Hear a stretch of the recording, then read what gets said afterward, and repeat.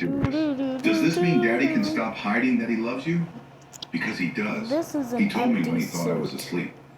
I'm Marcus's moving it face around. flushed. I am the girl. Emma, we talked about private So conversations. let's see what But it's happens. true, the girl's logic was irrefutable. And Miss Victoria loves you too. He started teaching at the community center Victoria had quietly upgraded with new instruments and soundproofing. Emma thrived in his classes, her natural talent emerging under her father's patient guidance. Other children from low-income families joined, kids who never had access to quality music education before. In April, Dr. Lawrence Kent visited with unexpected news. There's a new microsurgical technique being pioneered at Johns Hopkins. It was off limits for gossip, and shook his head. I've made peace with what I lost, Dr. Kent. I don't need to get it back. But what if you could? Victoria leaned forward. Not all of it, but enough to perform again. Enough to show Emma what you were before the accident. I show papers. The surgery's experimental, but covered under Sterling Capital's health plan as innovative treatment. Recovery would be 4 to 6 months.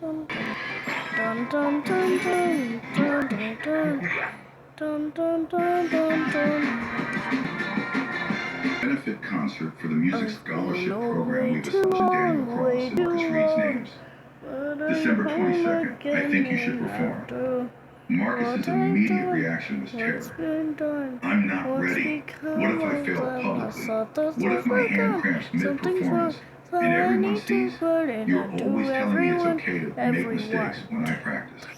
Emma's logic cut through his fear, posing in stolen hours between teaching and therapy. He called it second movement, explaining to Victoria late one night that every great piece of music has more than one part, and their story was just beginning. The Sterling Tower Ballroom filled to capacity on December 22nd. 500 guests, donors, media representatives, students from the scholarship program wearing their best clothes and carrying nervous energy. The event had attracted attention beyond their expectations. The story of the janitor turned composer, the CEO who chose integrity over profit, the romance that nearly destroyed an empire but rebuilt it stronger. Backstage, Marcus paced his black suit, the first time Victoria had seen him in formal wear outside her fantasies. Emma sat beside Victoria's chair, resplendent in a deep blue dress she'd picked herself, swinging her legs and humming. Daddy looks scared, the girl observed with characteristic at the grand piano while Emma perched on a small bench beside him, exactly as they'd practiced. Marcus's fingers found the keys. The opening notes of Starlit Promise filled the ballroom with crystalline clarity. This was the piece that had started everything. The song he'd written for an 18-year-old girl he loved from afar, completed what a dying boy had started, given away without claiming credit. Now he played it publicly for the first time. Every note carrying 16 years of patience and pain and impossible hope. Midway through his hand cramped, Victoria saw him wince, fingers stuttering over keys.